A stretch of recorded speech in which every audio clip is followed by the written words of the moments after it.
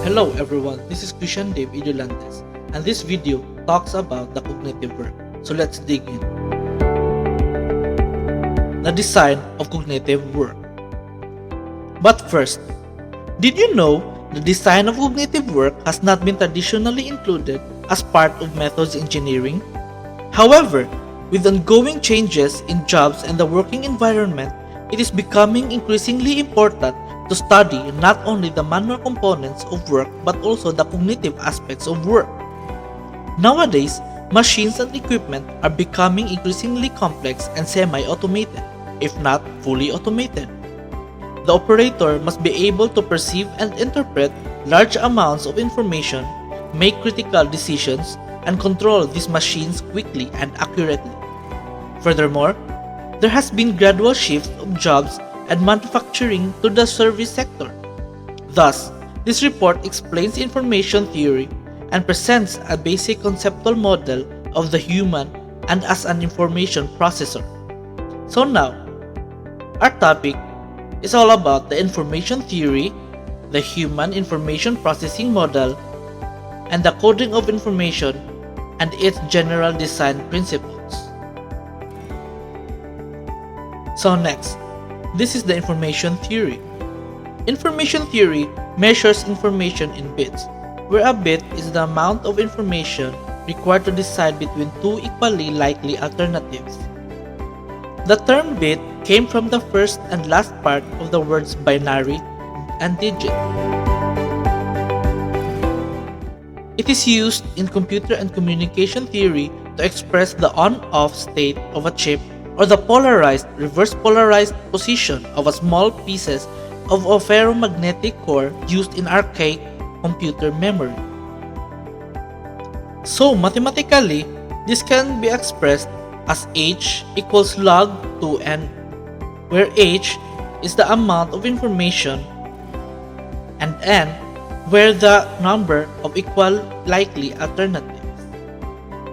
And to calculate the log 2, we have log 2 n is equals to alternative times ln n. Now next, when the alternatives are not equally likely, the information conveyed is determined by h equals sum pi times log 2 parenthesis 1 over pi, where pi is probability of ith event and I is alternative from 1 to n. Now next, the concept of redundancy and the reduction of information from the maximum possible due to unequal probabilities of occurrence. Like in the screen, we have the percentage redundancy equals parenthesis 1 minus h over h max times 100. Now, this is all about the human information processing model. Let's watch this video to learn more about the human information processing model. So the information processing model kind of sees the mind as a computer, but an imperfect computer. And so there's kind of three stages to memory. The very first part is the sensory memory. And the sensory memory is just everything that you're observing with all of your senses. And so all of that is input. And really, your sensory memory is unlimited, and you retain everything for about 2 to 3 seconds. After that, it's either gone or you pay attention to it. And so there's kind of 4 reasons why you might pay attention to something. One is kind of the size, intensity, novelty of something, or incongruity. So for instance, like if you see a palm tree in Alaska, that might seem strange, so you're going to pay attention to that, right? And then once you kind of pay attention to something, then it goes into your working memory. Your working memory can hold about 5 to 9 items for 5 to 20 seconds.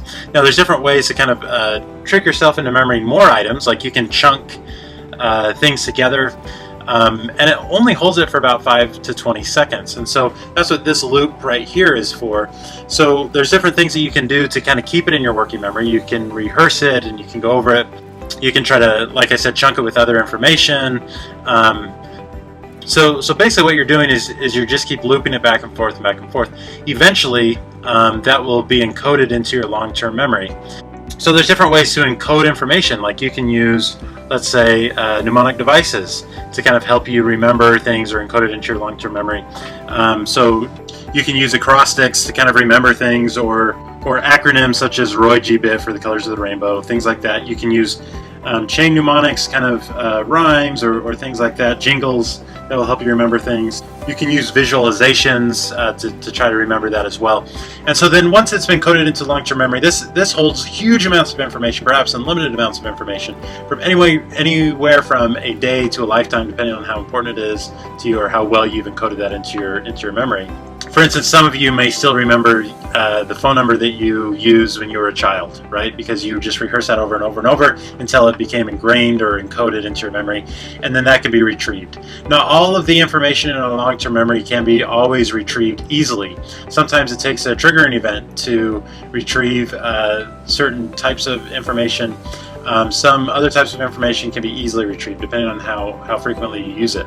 But that's basically it. But essentially, if you're a teacher and you're following the information processing model, you need your students to pay attention to something. You need to help them to use it in their working memory. So you can use mnemonics, acrostics, all these different mind tools to try to help them understand, to try to help them encode that information in their long-term memory. And then as a teacher, you ask them to retrieve that information every so often. So you can do that informally or on exams or things like that. Okay, so now let's go to the coding of information general design principles. Let's first go to the type of information to be presented. Information to be presented can be either static or dynamic, depending on whether it changes over time. The former includes any printed text, plots, charts, labels, or diagrams that are unchanging.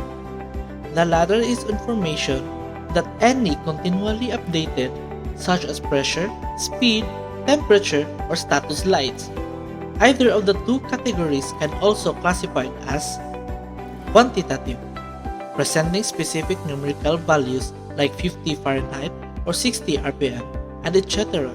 So next, we have the qualitative, indicating general values or trends like up, down, hot, cold, and etc. So next, we have the status, reflecting one of the limited number of conditions like on, off, or stop, caution, go, and etc. Next, we have the warnings, indicating emergencies or unsafe conditions like fire alarm, emergency exits, and etc.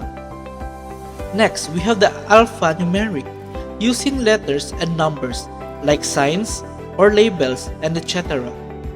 Next, we have the representational, using pictures, symbols, and color to code information like wastebasket for deleted files. And lastly, we have the time-phased, using rules, signals, varying in duration, and intersignals interval like Morse code or blinking lights or etc.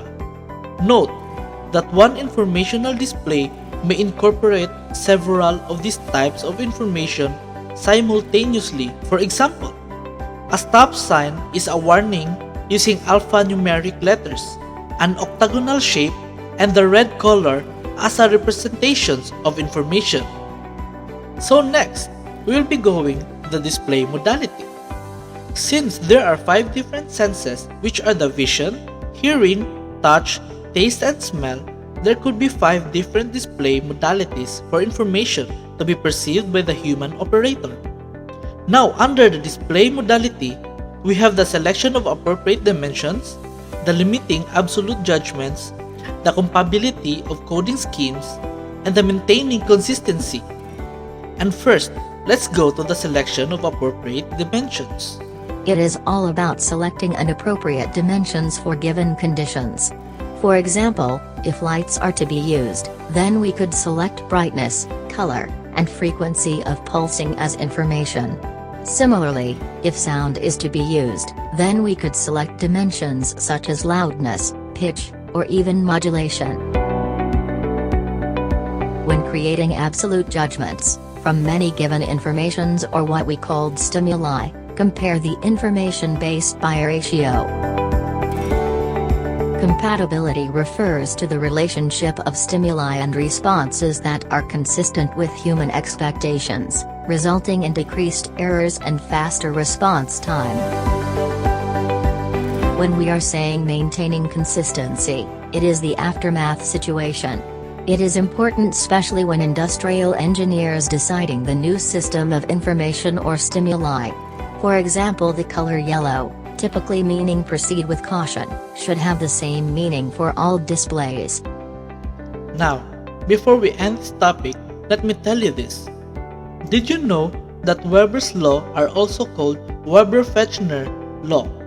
Refers to two related hypotheses in the field of psychophysics that relates to human perception, more specifically, the relation between the actual change in a physical stimulus and the perceived change. Now to end this topic, let me remind you this. To acquire knowledge, one must study, but to acquire wisdom, one must observe. Once again, this is Christian Dave Idulante saying, thank you for watching. Goodbye.